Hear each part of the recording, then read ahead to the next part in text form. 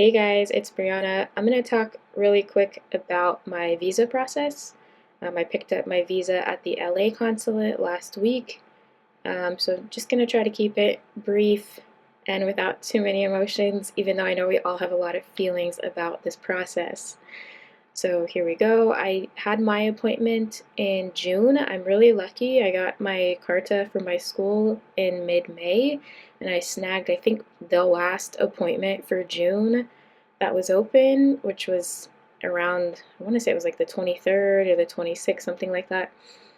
Um, so I had to fly to LA because I live in Colorado, stay overnight.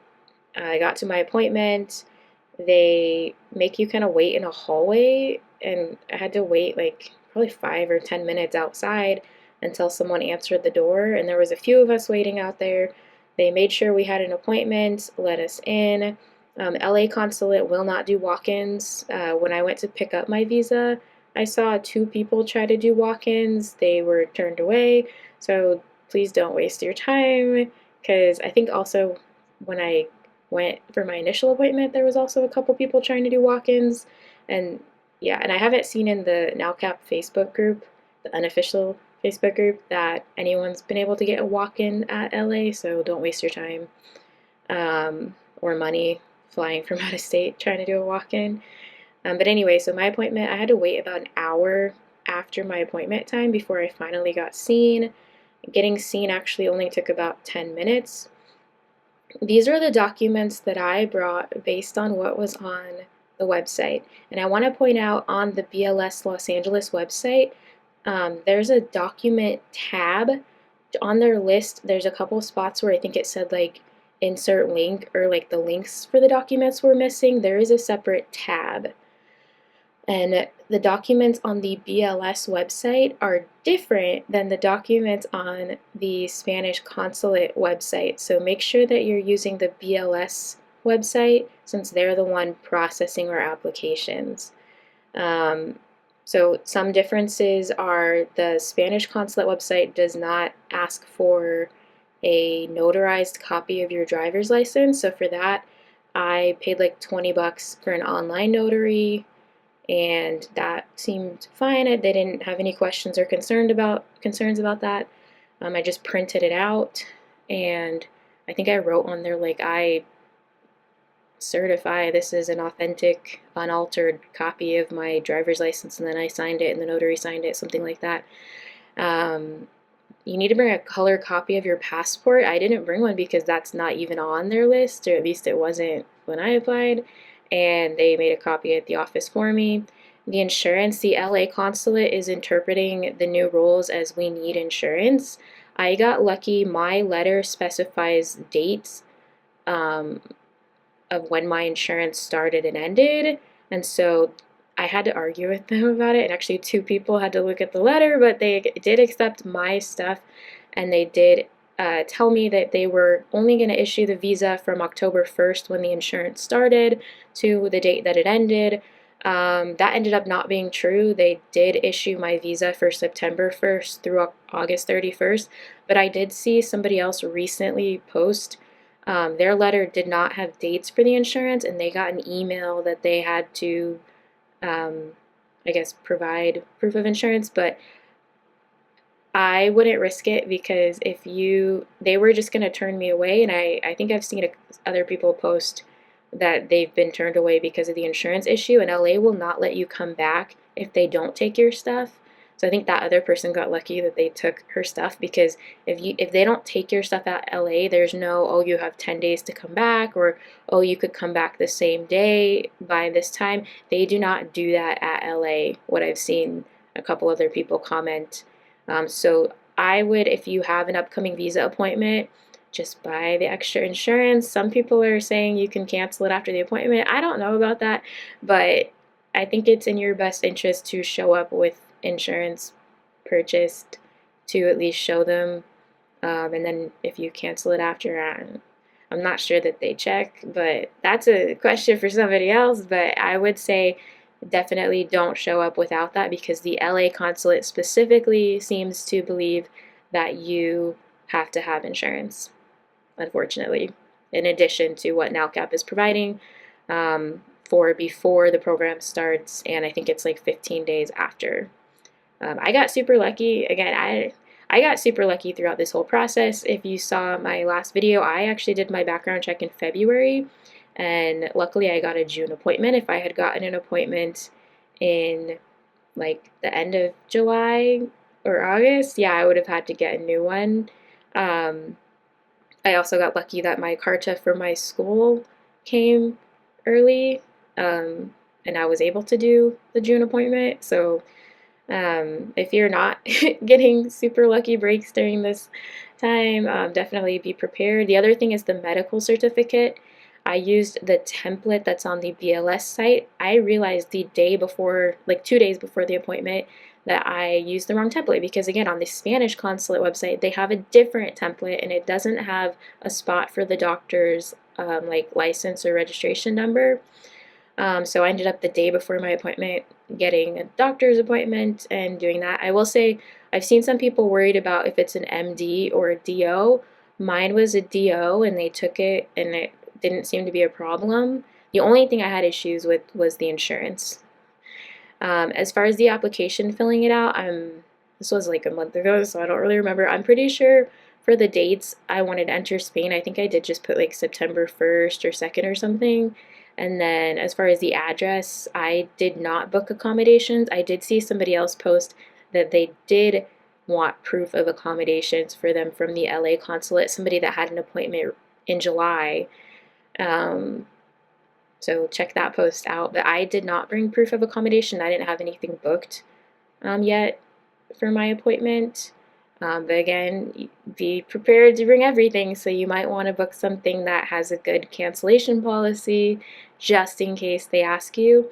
But yeah, the medical certificate, a DO, seemed to be fine, at least it was for me. And I just used the template. I didn't get any additional translation because it has the English and the Spanish. The sworn translation of the apostle. So you get your FBI background check. You do not need to wait for them to mail you the mailed hard copy because it's exactly the same as what you'll print out, what you can download and print out. It doesn't come on any special paper or anything. So just print that out, mail it in as soon as possible to get your apostle certificate. In case people haven't done this yet, it does take 5 weeks unless you're dropping it off in DC. So be prepared that it is going to take 5 to 6 weeks to get it back. And I've also, I don't know, I've heard the USPS, there's issues because those prepaid are only good for 30 days. So I used UPS and I didn't have any issues. What else? The application, for the address I'm pretty sure I just used my school or my region of education. They didn't have any questions about that.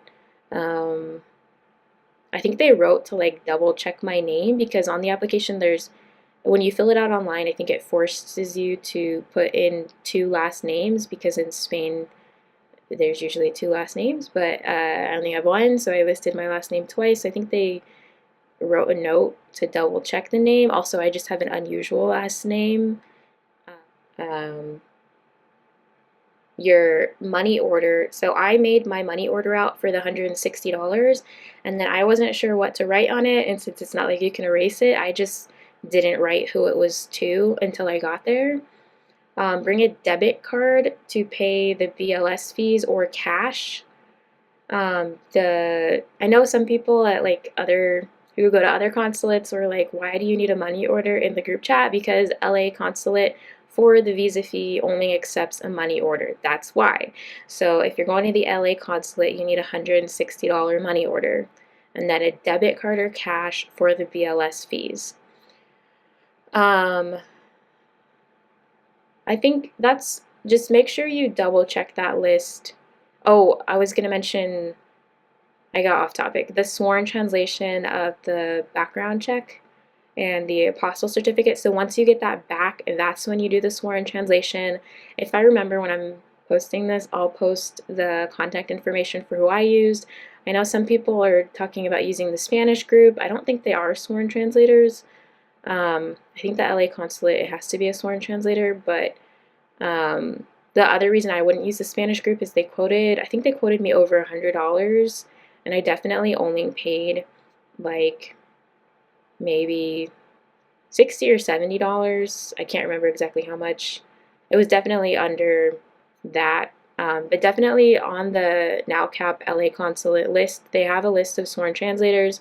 Just email a bunch of them to get quotes because, yeah, a lot of them are coming back at like 190, but I definitely paid less than that. So get a lot of quotes.